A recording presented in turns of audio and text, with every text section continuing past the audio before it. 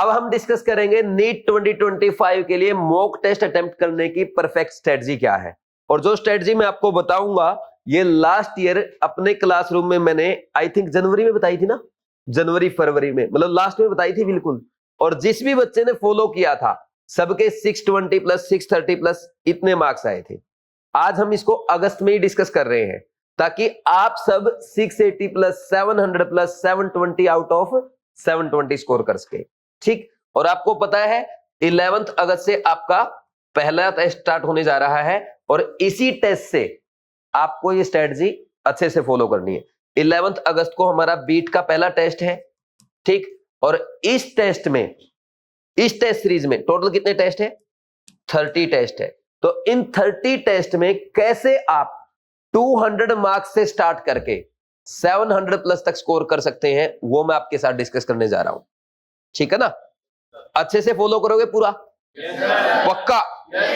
Very good. तो करते हैं स्टार्ट। देखो सबसे पहला पॉइंट ये है, बहुत सारे बच्चे या बच्चों के पेरेंट्स या मोस्ट ऑफ द टीचर्स भी यही सोचते हैं mock test are for marks. Mock test are not for marks, they are provided to make you strong. mock test are to make you strong.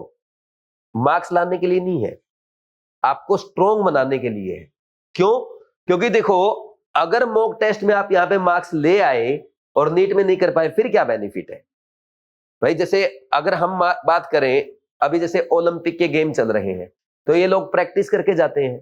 क्या प्रैक्टिस मैच में ये जीतने के लिए खेलते हैं या प्रैक्टिस मैच में अपनी मिस्टेक्स फाइंड आउट करने के लिए खेलते हैं? मिस्टेक्स फाइंड आउट करने के लिए खेलते हैं। तो आपको भी क्या करना है, जो भी मॉक टेस्ट प्रैक्टिस करेंगे उसमें मार्क्स के लिए नहीं पढ़ना है, हमें उसमें मिस्टेक्स फाइंड आउट करने के लिए पढ़ना है। और अगर आप मिस्टेक्स फाइंड आउट करने के लिए पढ़ेंगे तो डेफिनेटली आप अपनी मिस्टेक्स इंप्रूव करके स्कोर को 700 प्लस तक लेके जा सकते हैं। कैसे? फॉर एग्जाम्पल आप में से किसी बच्चे ने भाई अपने बीट के पहले टेस्ट में 200 स्कोर किया, इतना तो सब कर लोगे, इससे भी गए गुजरे हैं। 200 तो सभी कर ही लोगे। अरे फिजिक्स केमिस्ट्री और बायो तीनों की बात कर रहा हूं मैं, तीनों का मिला के 200। मान लीजिए आपका फर्स्ट टेस्ट में 200 आया, अब हमें आगे क्या करना चाहिए? हर टेस्ट में सिर्फ 20 मार्क्स बढ़ाओ। कैसे? नेक्स्ट टेस्ट में 20 बढ़ाया, 20 बढ़ाते बढ़ाते ऐसे टोटल 20 टेस्ट में कितने बढ़ जाएंगे? 400। तो टोटल कितना हो गया ये? 600। तो आप पहले 20 टेस्ट में 600 मार्क्स तक पहुंच जाएंगे और फिर उसके बाद लास्ट में 10 होंगे आपके मेजर टेस्ट। तो हर टेस्ट में आप सिर्फ और सिर्फ 10 मार्क्स बढ़ाना, कितने हो जाएंगे? लास्ट टेस्ट आते आते 700 हो जाएंगे, मतलब 100 नंबर और बढ़ गए, टोटल कितने पहुंच जाएंगे हम? 700 तक पहुंच जाएंगे। अब जो बच्चा 200 से इंक्रीज होके 600, 650, 680, 700 तक जाएगा, मैं लिख के दे सकता हूं वो 720 आउट ऑफ 720 लाएगा। लेकिन ऐसे नहीं कि मैं बोल रहा हूं आपने सुना घर गए और नंबर आ गए, ऐसा पॉसिबल नहीं। सबसे पहली बात भाई देखो, एक तो समस्या आपके सामने ये है कि कहीं ना कहीं किसी न किसी सब्जेक्ट में आपका शेड्यूल मैच नहीं करेगा। हो सकता है आपके फिजिक्स वाले टीचर का अलग शेड्यूल चल रहा हो, केमिस्ट्री में तो आपको प्रॉब्लम नहीं है, जो मैं पढ़ा चुका हूं वही टेस्ट आएंगे आपके। हो सकता है बायो में आप कहीं पढ़ रहे हैं, वहां पे अलग शेड्यूल चल रहा हो। तो सीधी सी बात यह है कि आप इन टेस्ट में बहुत अच्छा स्कोर तो नहीं कर सकते या उतना स्कोर नहीं करते जितना कि आप डिजर्व करते हैं। स्कोर तो कम आना ही आना है, पेरेंट्स को भी ये बात समझा दो।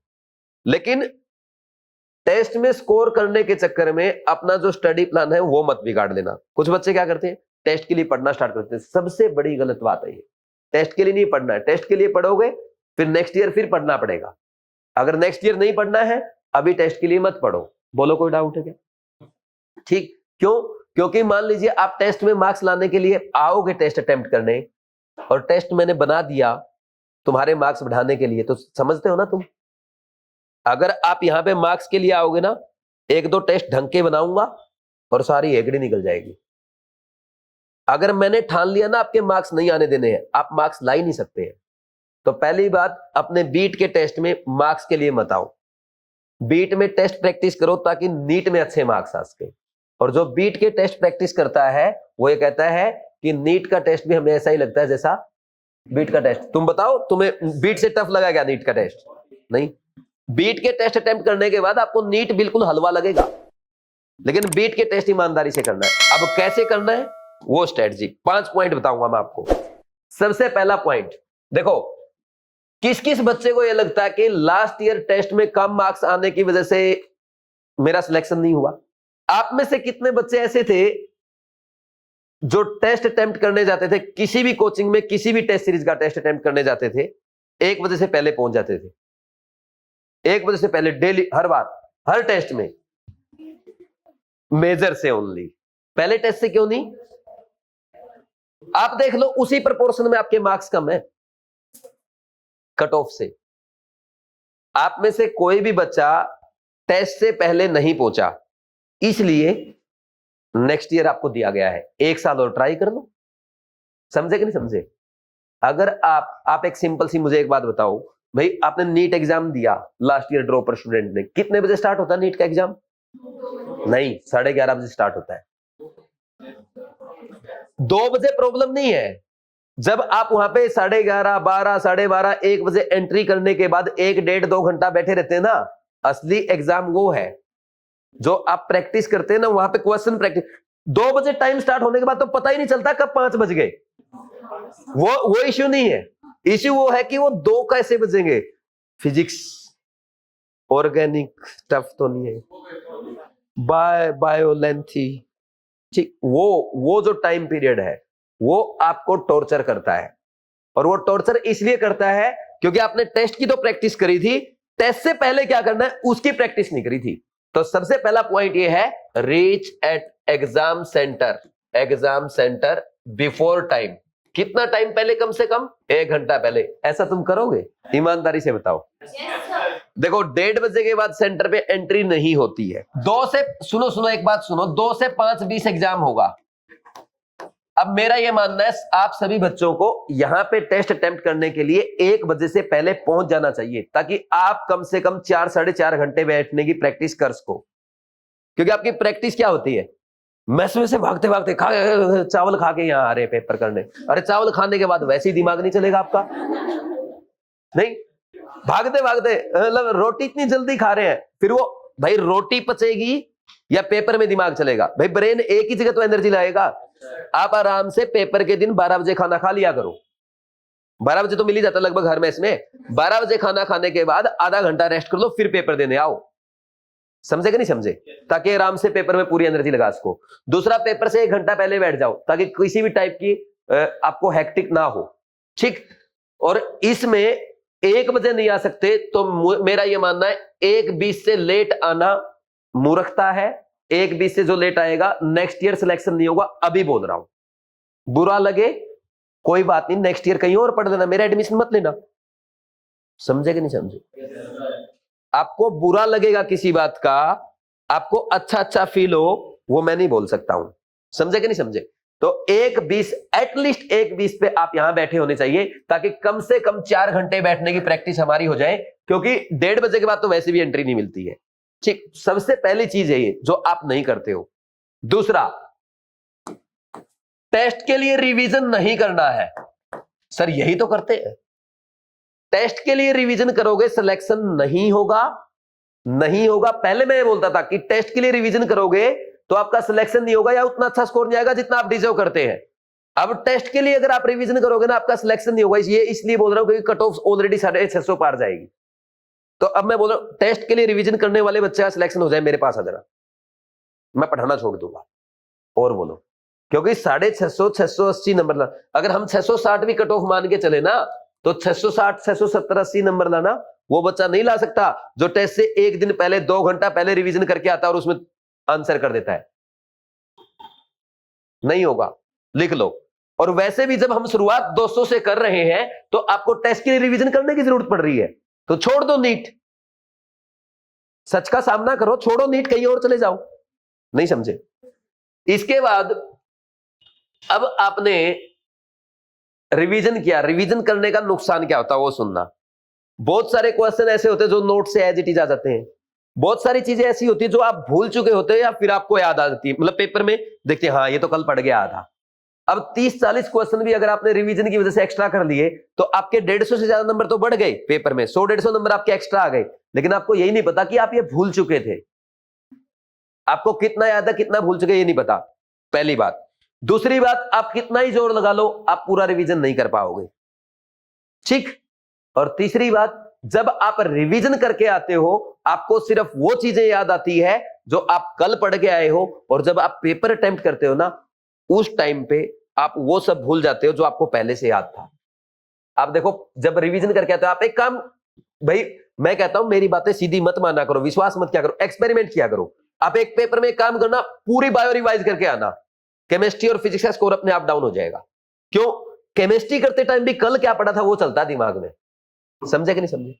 और अगर आप पेपर से पहले एक दिन पहले 12 घंटे पहले पूरा सिलेबस रिवाइज कर सको, 80 चैप्टर रिवाइज कर सको तो डालो अपनी आदत, और नहीं कर सको तो ऐसी आदत क्यों डालते हो?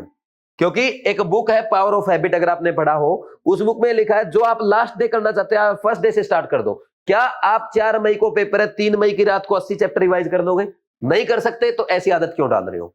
गलत आदत है ये, नहीं समझे, ठीक। तो रिवीजन नहीं करना है, बस इतना ही काफी है। वैसे रिवीजन पे मैं आधा घंटा बोल सकता हूं, रिवीजन करने के नुकसान क्या क्या है, समझदार के लिए इशारा काफी है, ठीक। थर्ड, रिवीजन हो गया। चौथा, revision after test, most important, ये करना है रिवीजन आफ्टर टेस्ट। जैसे आपका बीवाइज में पहला टेस्ट होगा 11 अगस्त को, दूसरा टेस्ट कब है? 25 अगस्त को। तो ये आपके दो यूनिट वाइज टेस्ट हो गए। फिर तीसरा टेस्ट आपका 1 वीक के बाद है, रिवीजन टेस्ट। तो इन टेस्ट में जो मिस्टेक्स हुई ना उस टाइम पे वो रिवाइज कर सकते हो आप, समझे कि नहीं समझे। इस बार हमने रिवीजन के लिए भी मौका दे रखा वैसे तो, लेकिन रिवीजन ये नहीं कि टेस्ट के लिए करूंगा, वो गलत है, समझे कि नहीं समझे। तो रिवीजन आफ्टर टेस्ट, जो टेस्ट में मिस्टेक्स हुई उनको रिवाइज करो, समझे। तो रिवीजन आफ्टर टेस्ट ज्यादा इफेक्टिव होगा। और इसके अलावा एक बात और जान लो भाई, जब आप रिवीजन करते, कई बार ऐसा भी होता है आपके शेड्यूल भी वही चल रहा है टीचर का, और लगभग आपका टेस्ट में भी वही आ रहा है, तो बच्चे क्या करते हैं? कंप्लीट करने की कोशिश करते हैं। भाई आप अगर 720 का पूरा नहीं पढ़ के आ सकते मत पढ़ो, आप 720 का नहीं पढ़ सकते, आप 650 का पढ़ो, 600 का पढ़ो, कोशिश करो 600 में से 600 स्कोर करो। 720 में से 600 क्यों करना है? पहले ही कम पढ़ लो ना। आप 600 का नहीं पढ़ सकते, 400 का पढ़ के आओ, 400 में से 400 स्कोर करो, 300 करो, 200 करो, जितना पढ़ के आ रहे हो ना वो अच्छे से पढ़ो। मतलब अगर टेस्ट के, मैं ये नहीं कह रहा कि टेस्ट के लिए पढ़ो, रेगुलर अपनी वही पढ़ाई रखो, क्योंकि आज आप टेस्ट के लिए पढ़ोगे, एक टेस्ट के लिए, 2 टेस्ट के लिए, 3 टेस्ट के लिए, 4 टेस्ट में फिर फेल हो जाओगे। और जब पढ़ने का टाइम आएगा ना, दिवाली तक 4-5 टेस्ट आपके हो चुके होंगे, आपका मोरल वापस डाउन हो जाएगा। मेरा तो तैयार ही नहीं हुआ कुछ, ना मैं टेस्ट के अकॉर्डिंग चल पाया और ना ही मैं क्लास के अकॉर्डिंग चल पाया। और फिर उसके बाद फिर आपको दिखेगी एक नई टेस्ट सीरीज मार्केट में, ये ज्वाइन कर देता हूं, इसके अकॉर्डिंग फॉलो करूंगा। आपके पास महीने बचे हैं 6, जब आप पिछले 3 महीने में कुछ नहीं कर पाए ना, 6 महीने में भी कुछ नहीं कर पाओगे। तो बेटर है पहले ही हम वैसे पढ़ते रहे नॉर्मल, ठीक। देखो किसी बच्चे के अगर मान लो पहले टेस्ट में 200 आते हैं, भाई सीधी सी बात ये है, जब नेक्स्ट टेस्ट आपका आएगा क्या होगा? 14 दिन में कुछ तो पढ़ के आओगे। मैंने आपको 20 ही नंबर तो बढ़ाने का बोला है। अरे 14 दिन में 5 क्वेश्चन का भी नया पार्ट नहीं पढ़ोगे क्या? केमिस्ट्री क्लास में या फिजिक्स में या बायो में कहीं तो कुछ सीख के आओगे। तो 20-20 नंबर बढ़ते जाएंगे, क्यों जल्दबाजी करनी है तुम लोगों को? नहीं समझे? समझ आ? तो धीरे धीरे बढ़ते रहेंगे। आपको पहले दिन 600 ला के क्या यहां पे मेडल लेके जाना है क्या? कोई फायदा नहीं पहले दिन 600 लाने का। आप तसल्ली से लाओ, अगर आपको क्वेश्चन आता है तभी टिक करो, नहीं तो मत करो। नहीं समझे? ठीक, तो यह करना है। फोर्थ, टेस्ट कैसे अटेम्प्ट करते हैं? मेरा यह मानना है स्टूडेंट्स को टेस्ट अटेम्प्ट ही नहीं करना आता है। आप लोगों को टेस्ट अटेम्प्ट नहीं करना आता। टेस्ट कैसे अटेम्प्ट करते हो? गए टेस्ट अटेम्प्ट कर दिया। पहले आपकी आदत ये होनी चाहिए, पेपर को एक बार पेज पलट के देख लो, कोई पेज फटा तो नहीं है, कोई पेज मिसिंग तो नहीं है। और किसी को यह डर लगता है कि अगर मैं क्वेश्चंस देख लेता हूं फिर मेरे दिमाग में वही चलता है, वो रहने दो, उसको जरूरत नहीं है। ठीक, अब जब आप पेपर स्टार्ट करेंगे, सबसे पहले आपको बायोलॉजी करना है, फिर केमिस्ट्री करना है, फिर फिजिक्स करना है। और इससे पहले बता दूं सर, इसमें ये यहां क्या करेंगे, एक दूसरे की तरफ देखना। अच्छा, इसकी ड्रेस अच्छी लग रही, है ना, ये नहा के नहीं आया है, ठीक, ऐसा नहीं करना है। उस टाइम पे आप लॉन्ग ब्रीदिंग करो, सिंपल लॉन्ग ब्रीदिंग। आप एक काम करो, डेली लॉन्ग ब्रीदिंग करके तो देखो, आप में पेशेंस बढ़ेगा, फोकस बढ़ेगा, एनर्जी बढ़ेगी, पढ़ने में मजा आएगा, ज्यादा खुश रहेंगे इस टाइम पे बैठे बैठे। और यहाँ ये नहीं कि माहौल बना दिया पूरा बाबा रामदेव वाला। लॉन्ग ब्रीदिंग का मतलब ये होता है अगर नॉर्मल ब्रीद हमारा 1 सेकंड में आता है तो लॉन्ग ब्रीदिंग 1.5 सेकंड को भी लॉन्ग ब्रीदिंग बोलते हैं। नॉर्मल सिंपल, जैसे बात करते करते भी लॉन्ग ब्रीदिंग हो सकती है, पढ़ाते पढ़ाते, पढ़ते पढ़ते, बैठे बैठे, सुनते सुनते, किसी भी टाइम पे लॉन्ग ब्रीदिंग हो सकती है।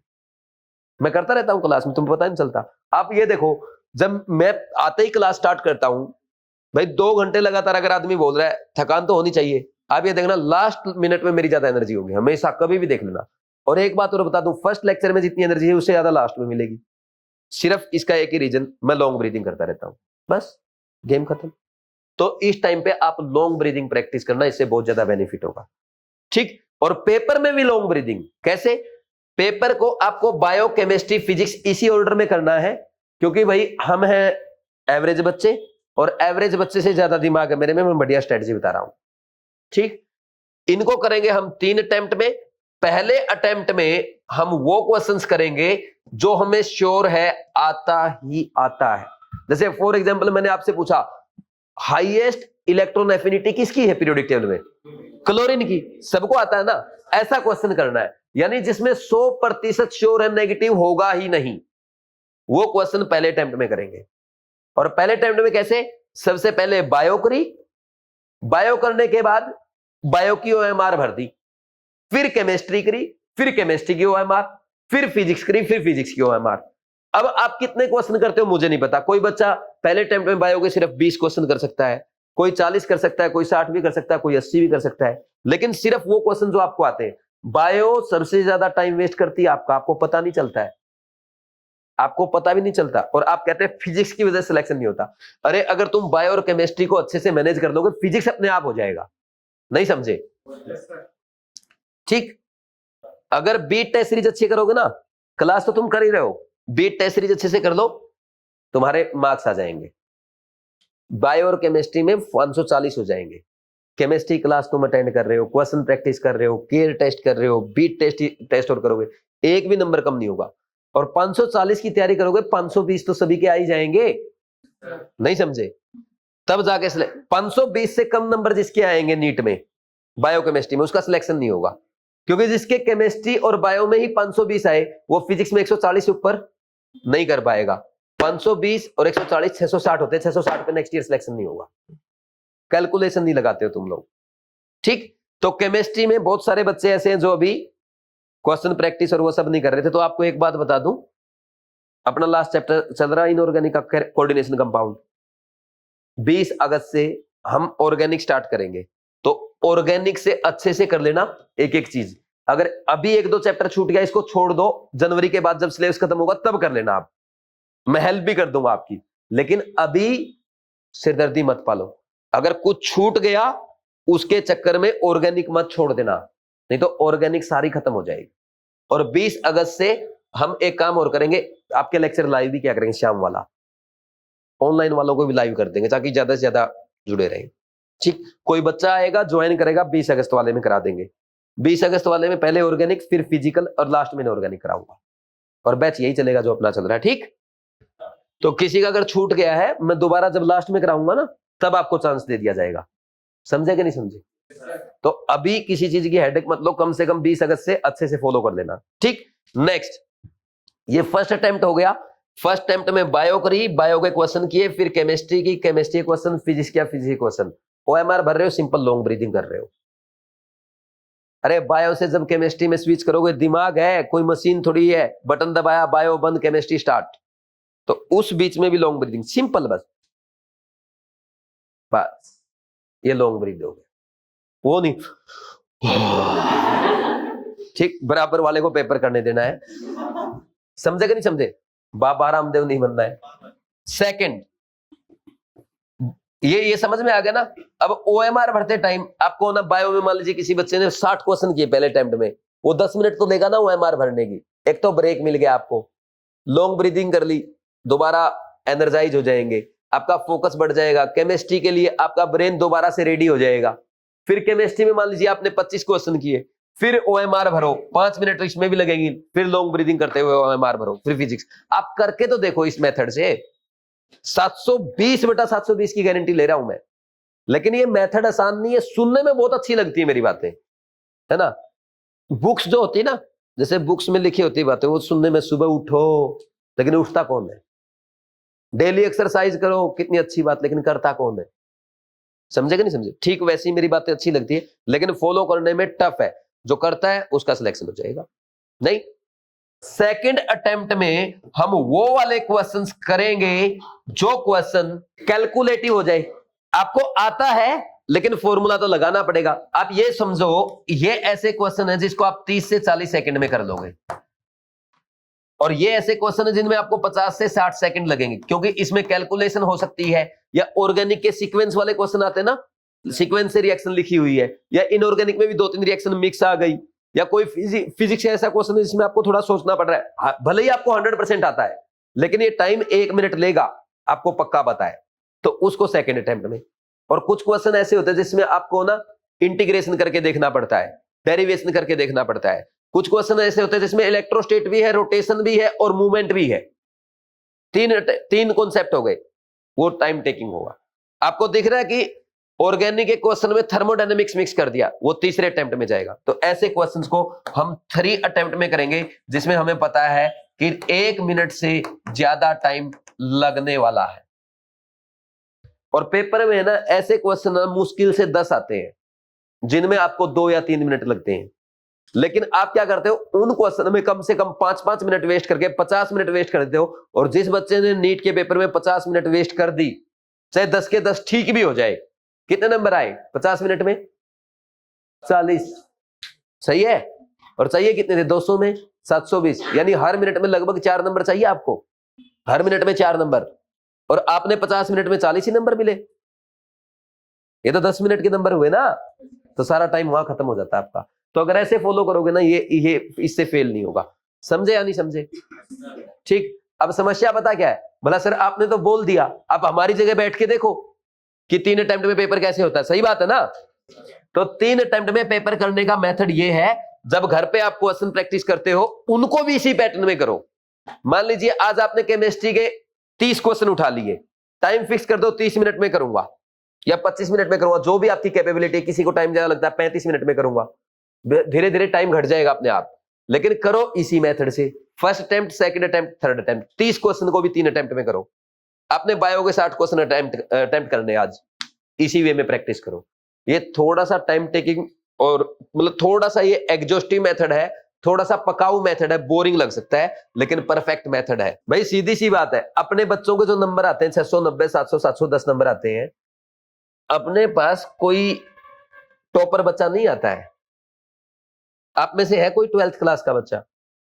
12th क्लास में कौन है? 1 2 बच्चे 12th क्लास में, सारे ड्रॉपर है। क्यों ड्रॉपर है? क्योंकि 12th में टॉप नहीं कर पाए, इसलिए ड्रॉप कर रहे हैं।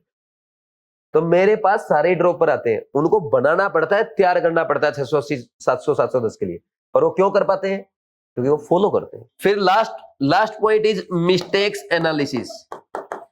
पेपर की मिस्टेक्स का एनालिसिस अगर उसी दिन नहीं हुआ तो नेक्स्ट डे आपको मिस्टेक्स क्या थी और क्यों थी पता नहीं चलेगा। तो पेपर की मिस्टेक का एनालिसिस उसी दिन उसी टाइम होना चाहिए। पेपर दिया, 5:20 पे घर जाएंगे, मस्ती करते हुए जाओ, चाय पीनी चाय पी के जाओ आराम से। 6 बजे पहुंच गए घर पे, 6 से 7 खेलने चले जाओ। ठीक, मोबाइल में नहीं। ठीक, आउटडोर गेम, घर वालों से बात कर लो, दोस्तों के साथ चाय पीने चले जाओ, दोस्तों के साथ पार्क में चले जाओ। लेकिन जैसे ही घर आओगे, खाना खाने से पहले 7 और 8 के बीच में कम से कम आधा घंटा, मैं ज्यादा नहीं बोलता, 20 मिनट आधा घंटा क्वेश्चन आंसर मैच कर दो आंसर की के साथ। जो गलत हुए हैं, सिर्फ वो क्वेश्चन क्यों गलत हुए एक बार देख लो। भाई इसमें मेरी कैलकुलेशन मिस्टेक हो गई, इसमें मुझे रिएक्शन याद नहीं आई, इसमें मैंने बायो का एनसीईआरटी का पॉइंट जो था वो मिस्टेक कर दिया। जो भी मिस्टेक आपसे होती है वो एनालाइज कर दो बस। लिख नेक्स्ट वीक में लेना बेशक, लेकिन एनालिसिस उसी दिन उसी टाइम। 7:30 हो गई, मान लो 8 बज गए, ये करते करते 8 बजे खाना खा लो, फिर कुछ मत पढ़ो। संडे को नहीं पढ़ना, मैंने मना कर रखा है। और टेस्ट वाले दिन तो बिल्कुल भी मत पढ़ना। टेस्ट वाले दिन जो रेगुलर रिवीजन, ये समझ में आ गया ना। अब ओएमआर भरते टाइम आपको ना बायो में मान लीजिए किसी बच्चे ने 60 क्वेश्चन किए पहले अटेम्प्ट में, वो 10 मिनट तो देगा ना ओएमआर भरने की। एक तो ब्रेक मिल गया आपको, लॉन्ग ब्रीदिंग कर ली, दोबारा एनर्जाइज हो जाएंगे, आपका फोकस बढ़ जाएगा। केमिस्ट्री के लिए आपका ब्रेन दोबारा से रेडी हो जाएगा। फिर केमिस्ट्री में मान लीजिए आपने 25 क्वेश्चन किए, फिर ओएमआर भरो, 5 मिनट इसमें भी लगेंगी, फिर लॉन्ग ब्रीदिंग करते हुए ओएमआर भरो, फिर फिजिक्स। आप करके तो देखो इस मेथड से। 720/720 की गारंटी ले रहा हूं मैं। लेकिन ये मेथड आसान नहीं है, सुनने में बहुत अच्छी लगती है मेरी बातें, है ना। बुक्स जो होती है ना, जैसे बुक्स में लिखी होती बातें, वो सुनने में सुबह उठो, लेकिन उठता कौन है। डेली एक्सरसाइज करो, कितनी अच्छी बात, लेकिन करता कौन है। समझेगा नहीं समझे। ठीक वैसी मेरी बातें अच्छी लगती है, लेकिन फॉलो करने में टफ है। जो करता है उसका सिलेक्शन हो जाएगा। नहीं, सेकंड अटेम्प्ट में हम वो वाले क्वेश्चंस करेंगे जो क्वेश्चन क्या होंगे, बोलो, कैलकुलेटिव हो जाए। आपको आता है लेकिन फॉर्मूला तो लगाना पड़ेगा। आप ये समझो, ये ऐसे क्वेश्चन है जिसको आप 30 से 40 सेकंड में कर लोगे, और ये ऐसे क्वेश्चन है जिनमें आपको 50 से 60 सेकंड लगेंगे, क्योंकि इसमें कैलकुलेशन हो सकती है। या ऑर्गेनिक के सीक्वेंस वाले क्वेश्चन आते हैं ना, सीक्वेंस से रिएक्शन लिखी हुई है, या इनऑर्गेनिक में भी 2-3 रिएक्शन मिक्स आ गई, या कोई फिजिक्स ऐसा क्वेश्चन है जिसमें आपको थोड़ा सोचना पड़ रहा है। भले ही आपको 100% आता है, लेकिन ये टाइम 1 मिनट लेगा, आपको पक्का पता है, तो उसको सेकंड अटेम्प्ट में। और कुछ क्वेश्चन ऐसे होते हैं जिसमें आपको ना इंटीग्रेशन करके देखना पड़ता है, डेरिवेशन करके देखना पड़ता है। कुछ क्वेश्चन ऐसे होते हैं जिसमें इलेक्ट्रोस्टेट भी है, रोटेशन भी है और मूवमेंट भी है। तीन कॉन्सेप्ट हो गए, वो टाइम टेकिंग होगा। आपको दिख रहा है कि ऑर्गेनिक के क्वेश्चन में थर्मोडायनेमिक्स मिक्स कर दिया, वो तीसरे अटेम्प्ट में जाएगा। तो ऐसे क्वेश्चंस को हम 3 अटेम्प्ट में करेंगे, जिसमें हमें पता है कि 1 मिनट से ज्यादा टाइम लगने वाला है। और पेपर में है ना, ऐसे क्वेश्चन मुश्किल से 10 आते हैं जिनमें आपको 2 या 3 मिनट लगते हैं। लेकिन आप क्या करते हो, उन क्वेश्चन में कम से कम 5-5 मिनट वेस्ट करके 50 मिनट वेस्ट कर देते हो। और जिस बच्चे ने नीट के पेपर में 50 मिनट वेस्ट कर दी, चाहे 10 के 10 ठीक भी हो जाए, कितने नंबर आए 50 मिनट में? 40। सही है। और चाहिए कितने थे 200 में? 720। यानी हर मिनट में लगभग 4 नंबर चाहिए आपको, हर मिनट में 4 नंबर। और आपने 50 मिनट में 40 ही नंबर मिले। ये तो 10 मिनट के नंबर हुए ना, तो सारा टाइम वहां खत्म हो जाता है आपका। तो अगर ऐसे फॉलो करोगे ना, ये इससे फेल नहीं होगा। समझे या नहीं समझे? ठीक। अब समस्या पता क्या है? भला सर आपने तो बोल दिया, आप हमारी जगह बैठ के देखो कि 3 अटेम्प्ट में पेपर कैसे होता है। सही बात है ना। तो 3 अटेम्प्ट में पेपर करने का मेथड ये है, जब घर पे आप क्वेश्चन प्रैक्टिस करते हो, उनको भी इसी पैटर्न में करो। मान लीजिए आज आपने केमिस्ट्री के 30 क्वेश्चन उठा लिए, टाइम फिक्स कर दो 30 मिनट में करूंगा या 25 मिनट में करूंगा, जो भी आपकी कैपेबिलिटी। किसी को टाइम ज्यादा लगता है, 35 मिनट में करूंगा। धीरे धीरे टाइम घट जाएगा अपने आप, लेकिन करो इसी मेथड से। First attempt, second attempt, third attempt, 30 question को भी 3 अटेम्प्ट में करो। आपने बायो के 60 क्वेश्चन अटेम्प्ट करने, आज इसी वे में प्रैक्टिस करो। ये थोड़ा सा टाइम टेकिंग और मतलब थोड़ा सा ये एग्जॉस्टिव मेथड है, थोड़ा सा पकाऊ मेथड है, बोरिंग लग सकता है, लेकिन परफेक्ट मेथड है। ठीक है भाई, सीधी सी बात है। अपने बच्चों के जो नंबर आते हैं 690, 700, 710 नंबर आते हैं, अपने पास कोई टॉपर बच्चा नहीं आता है। आप में से है कोई 12th क्लास का बच्चा? 12th क्लास में कौन है? 1, 2 बच्चे 12th क्लास में, सारे ड्रॉपर है। क्यों ड्रॉपर है? क्योंकि 12th में टॉप नहीं कर पाए, इसलिए ड्रॉप कर रहे हैं। तो मेरे पास सारे ड्रॉपर आते हैं, उनको बनाना पड़ता है, तैयार करना पड़ता है 680, 700, 710 के लिए। और वो क्यों कर पाते हैं? क्योंकि वो फॉलो करते हैं। नहीं समझे? ठीक। नेक्स्ट देखो, अब इसके बाद क्या आएगा, ये कर लोगे ऐसे। फिर last point is mistakes analysis. Paper की मिस्टेक्स का एनालिसिस अगर उसी दिन नहीं हुआ तो नेक्स्ट डे आपको मिस्टेक्स क्या थी और क्यों थी पता नहीं चलेगा। तो पेपर की मिस्टेक का एनालिसिस उसी दिन उसी टाइम होना चाहिए।